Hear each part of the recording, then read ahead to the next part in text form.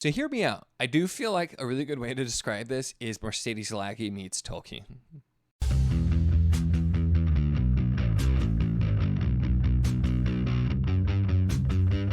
Hello and welcome to my channel. In this video, we are going to be talking about Green Rider by Kristen Britton.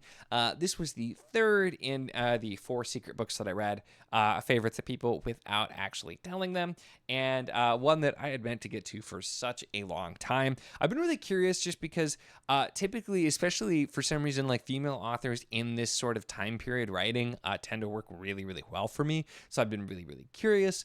I know this is supposed to be slightly on the younger side, maybe a bit, which it was one of those things where I'd never been fully sure on where I was going to go. And then I was, as I sort of referenced Mercedes Lackey, I was a little bit nervous because I really enjoyed the first Valdemar book, and I did not like the next two in that trilogy, and I know this has a lot of comparisons. And so I do want to talk about that because very immediately this does have a lot of things that are similar to Lackey, and maybe that might have been some inspiration there, but there are a lot of things that are done really differently, and personally for me worked out a lot better for me, thankfully, since I ended up a bit disappointed with the Valdemar books, the first trilogy anyway. But we're dealing with in both cases, there are horses that seem to have some sort of magic and or like be particularly like intelligent and important beings. For the royal messengers who all have some sort of magical abilities to some extent, that type of thing, and go on like dangerous missions and stuff like that as well. So sort of that base premise, definitely the same. Although the actual feel and like style of what's happening then is very different from that point, both with the main characters in those respective series, as well as just the feel of the world.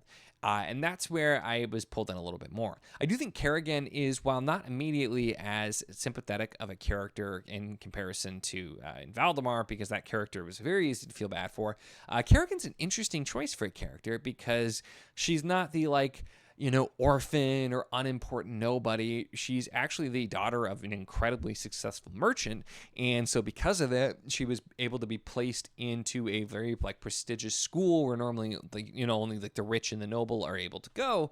But the thing that's kicking off the action here is that she's been potentially kicked out of the school because she got into a fight with somebody who was much more important than her and embarrassed them, and then there ended up being complaints going in, and so she's supposed to be on her way home after being kicked out, and that's sort of where then everything kicks off from there. She ends up meeting a Green Rider who has been attacked with arrows, is dying, and he passes off his message to her with his dying breath, basically, and begs her to go and get it to the king, and talking about how important it is.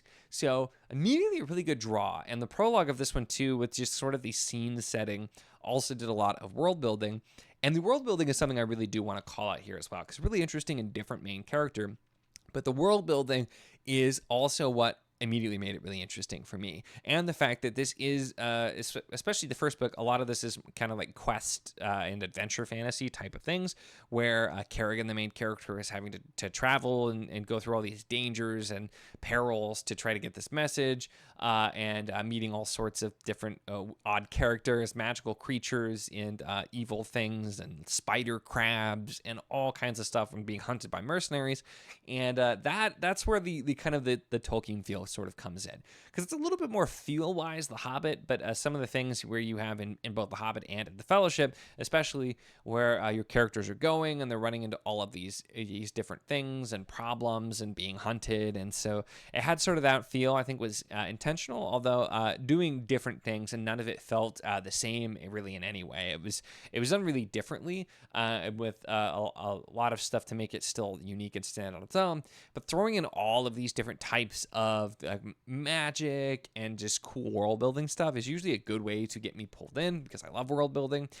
And then you have the overarching threat too. There's this wall called the Dire Wall that's like blocking off the evil, essentially, because some stuff that's happened in the past. Apparently there are some cracks in, and things are now coming through. So there's so much that's set up and so many interesting world building things that are getting ready to happen. Although I think a lot of that's going to be later on. It provides mostly just danger and cool backstory in this first book, so we're really focusing on Kerrigan's quest, although we do get to see some different things things as well. And her father, actually, we get to see his reactions to some things, which I thought were a lot of fun, because also wasn't just quite what you would normally expect from like a parent in fantasy, because A, he's alive, for one, but B, it's just like, he's going around like finding out what she's up to, and he's like, yeah, that sounds about like her, like she'd probably do that and that type of thing. And so there's some fun interactions there as well. But really just a lot of really cool magic and stuff like that too. And there's a lot of magic here in this world. There's a ton of the fantasy elements, whereas Valdemar was a little bit lighter. Like there was definitely the magic, but it was a little bit lighter. This is like, it's a very magical world, and there's like different people who have magic. There's different magical artifacts. Was a lot more magic in the past, but there's still the people now. And it's setting up a lot of potential conflict as well too, because we're not just the interpersonal conflict with Kerrigan and people from the school and her as she's going along too, but there's the kind of political climate where there's a faction from another country and within the main country who's wanting to overthrow the king potentially. So there's that as the backdrop. There's the evil that looks like to be rising again. There's a lot of these different pieces all done. So it just feels like such an expansive book one. And overall, especially for a longer series, while a lot of my longer series favorites tend to be kind of slower to start, this one does a great job of just showing you like, hey, do you see all of this cool stuff? I'm going to explore all of this in more detail as we go along, and just based on some of the things that happen in this book and the names of some of the other books, you can kind of be like, ooh, we're probably going to see more about this or explore more of this. So it's honestly a really good draw. And while this is, I would say, ever so slightly younger reading, it's not like the super young type of thing. It's some parts of it feel a little bit on like the YA side, but sort of like the old school YA side, where it's just not really like particularly for any specific age. It's just something that you could probably read as a teenager. You can also read as an adult. So just ever so slightly there.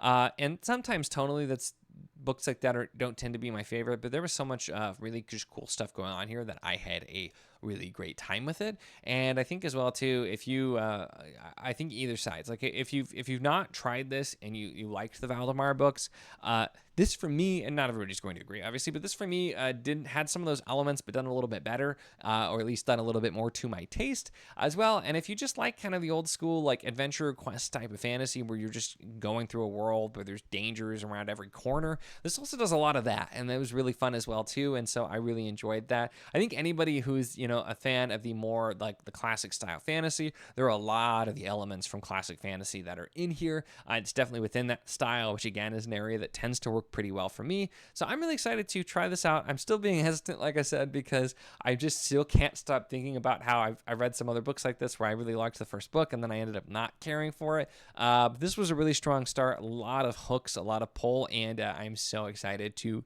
try out more in this world. Overall, though, those are my thoughts on Green Rider by Kristen Britton. So let me know your thoughts in the comments. And then, of course, make sure to give the video a like if you enjoyed it. Check the links in the description, as always, for the Patreon if you want to support what I do, as well as the Wizard of the Enclave Discord if you want to chat books, whether this book, other books, really anything at all. It's a lot of fun, and we'd love to have you. And, of course, if you enjoy my content, make sure to subscribe.